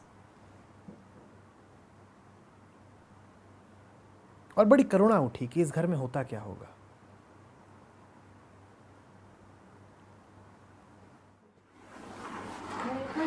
होता है बोलने के लिए, लेकिन फिर कुछ भी नहीं होता है, तो क्या मतलब है इसका? मतलब बहुत कुछ था, ये अभी तो नहीं है ना, लेकिन मतलब तो मतलब फिर अगर मैं कुछ भी नहीं रखूंगी तो फिर मुझे सॉल्यूशंस मिल पाएंगे या मुझे ये समझ में आ पाएगा अब मुझे क्या करना है। जब कुछ नहीं होता तो अच्छा लगता है, मतलब एकदम शांत, एकदम सब कुछ जैसे कुछ है ही नहीं, मतलब ना अंदर ना बाहर ना कहीं, ठीक है। मतलब ऐसा नहीं कि दिख नहीं रहा, दिखना बंद हो गया, ऐसा कुछ नहीं। लेकिन जब मैं फिर अगर एक भाव मतलब कुछ करना है तो सोचना ही पड़ेगा ना। हाँ, सोचिए, खुल के सोचिए। सोचने से वही डरते हैं जिन्हें लगता है कि सोचने से कुछ ऐसा सामने आ जाएगा जो हिला देगा, जो तोड़ देगा। तो खुल के सोचिए। लेकिन जब वो मौन जैसा कुछ टूटता है तो हम उसे भी क्यों पकड़ना चाहते हैं? सोचने का मतलब ये नहीं होता कि मौन टूट गया। आप अगर यहाँ तीसरी मंजिल पर बैठे हो तो आप बुनियाद पर बैठे हो कि नहीं बैठे हो? तीसरी मंजिल पर बैठने का ये अर्थ थोड़ी होता है कि आप बुनियाद से छिटक गए। नहीं समझे? आप तीसरी मंजिल पर हो अभी, तो आप इस भवन की बुनियाद पर हो कि नहीं हो? तो मौन रहते हुए भी सोचा जा सकता है। आप अगर सोच भी रहे हो तो उसकी पृष्ठभूमि में मौन ही है। आप अगर तीसरी मंजिल पर भी हो तो भी आपकी बुनियाद में वही गहराई है। पहली में आ जाओ, तीसरी में आ जाओ, दूसरी में आ जाओ, 1000वीं मंजिल पर चले जाओ, अंततः तुम किस पर खड़े हो? किस पर खड़े हो? बुनियाद पर ही खड़े हो ना। तो मौन वो बुनियाद है। सोचना कोई वर्जित वस्तु नहीं है। आध्यात्मिकता का ये मतलब नहीं है कि आदमी सोचेगा ही नहीं। आध्यात्मिकता का अर्थ ये होता है कि आदमी इतना बेवकूफ नहीं होगा कि तीसरी मंजिल या तीसरी मंजिल को बुनियाद का विकल्प बना ले। सोच को सत्य का विकल्प मत बना लीजिएगा। ये आपको पता रहे कि सोच भी निर्भर है, अवलंबित है बुनियाद पर, नींव पर, सत्य पर। फिर कुछ संत मौन क्यों हो जाते हैं? कैसा मौन? बाहर वाला कि भीतर वाला? संत का अर्थ है कि वो मौन में ही होता है, मौन हो नहीं जाता है। हाँ, जो बाहर वाला मौन होता है वो एक प्रयोग की तरह होता है। बाहर वाले मौन से अर्थ है आपका निशब्द हो जाना। संत नहीं बने थे, हाँ, बनने से पहले का मौन, उसके बाद तो फिर वो बोलते हैं। हाँ, निशब्द कह रहे हो कि निशब्द क्यों हो जाते हैं? यहाँ से, होठों से, यही कह रहे हो ना? हाँ, वो प्रयोग है, वो साधना है एक तरह की। वो तो सबको करनी चाहिए। इतनी बकबक हम करते हैं, वही मन का कूड़ा बनती है। तो अच्छा है कि गले को, मुंह को, शब्दों को, विचारों को थोड़ा आराम दो। वो तो अच्छी ही बात है, लेकिन उसको मौन नहीं कहते। उसको अधिक से अधिक कह दो निशब्द साधना। मौन दूसरी चीज। वो निशब्द साधना एक भला प्रयोग है, अच्छी बात है, वो सबको करना चाहिए। अगर हफ्तों या दिनों तक चुप नहीं रह सकते तो कम से कम घंटों तक तो चुप रहो ही। अब रेल में यात्रा कर रहे हो, 8 घंटे की है, अकेले हो, बड़ा उपयुक्त अवसर है। 8 घंटे तक कुछ न बोलो, चुप। नींद इसीलिए तुमको इतना चैन देती है क्योंकि नींद में तुम कुछ करते नहीं, कुछ बोलते नहीं। पहले मैं बहुत टॉकेटिव थी, अब मैं धीरे धीरे शांत हो गई, मुझे खुद पता नहीं चला। फिर इतना शांत हो गई और शांति में मतलब बहुत अच्छा लगने लगा। तो फिर लेकिन लोगों को अच्छा नहीं लगने लगा, जो आसपास के लोग थे उनको दिक्कत होने लगी। 2 बातें हैं। पहली तो ये कि बात इसकी नहीं है कि कम बोल रहे हो या ज़्यादा बोल रहे हो, बात इसकी है कि कहाँ से बोल रहे हो। संत हुए हैं जिन्होंने बहुत कम बोला है, संत हुए हैं जो जीवन पर्यंत बोलते ही रहे हैं। कबीर रोज़ बोलते थे और खूब बोले हैं, और कबीर ऐसा बोले हैं कि हम अनुग्रहित हैं। तो जो संत होते हैं उन्हें साधना करनी पड़ती है या फिर छोड़ देते हैं? उनके लिए कुछ साध्य नहीं रहता तो अब साधना क्या करेंगे? साधना तो तभी होगी ना जब कोई ध्येय हो, कुछ साध्य हो। तो कब संत के लिए कोई साधना नहीं होती। फिर जब उन्हें साधना नहीं करनी, इस जीवन के बारे में सब जान चुके, तो वो होते क्यों हैं? ज्ञान देने के लिए। तो ऐसे ही बिना बात के, फिजूल, खाली। फिर उनका मजा किसमें होता है? खालीपन में।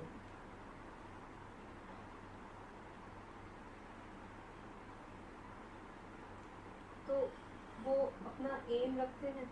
कभी ऐसा हुआ है जी मितलाया है, उल्टी आई है? उल्टी के बाद का मजा किसमें होता है? किसमें होता है? निकल गया सर। खालीपन में। तो हम ऐसे जीते हैं जैसे किसी को उल्टी आ रही है, तब कैसा लग रहा होता है? पेट भारी, सर भारी, कैसा लग रहा होता है? ये आम आदमी का जीवन है। उसको उल्टी आ रही है, उसके भीतर कुछ जहर है जिसका वो उत्सर्जन करना चाहता है, पर वो जहर निकल नहीं रहा, अटक गया है। संत वो है जिसने अपने भीतर का जहर निकाल दिया, तो खाली, उस खालीपन में अब वो उलट दो। फिर वो क्या चूज करते हैं कि ये करना चाहिए, ये नहीं करना चाहिए? ऐसा मतलब कुछ नहीं। खाली कोई क्या चूज करेगा? खाली कर भी लेते हैं। चूज करने से भी खाली है, चूज ना करने से भी खाली है। कोई कसम भी नहीं खा रखी है कि नहीं। ठीक, तो उनकी लाइफ में कमिटमेंट्स होते हैं। हो भी सकते हैं, नहीं भी होते।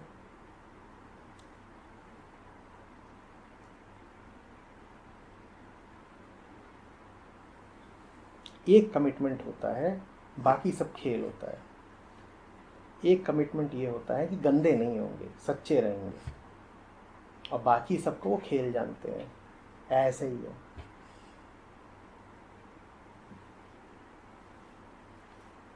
ऐसा लगता है जैसे एक गेम हो, उसमें सबको टाइम लिमिट्स दी गई हो उनकी, और हमें ये भी नहीं पता कि क्या खेलना है। वो हम प्ले करके ही प्ले सीख पाएंगे। और जो सेंट्स हैं वो गेम में जीत चुके हैं, और कुछ लोगों को ये भी नहीं पता कि कौन जीत चुका है, और सब कुछ गेम ही हो। जैसे गेम उसके लिए जिसके लिए टाइम लिमिट्स हैं, और उसके लिए नहीं तो टाइम से भाव।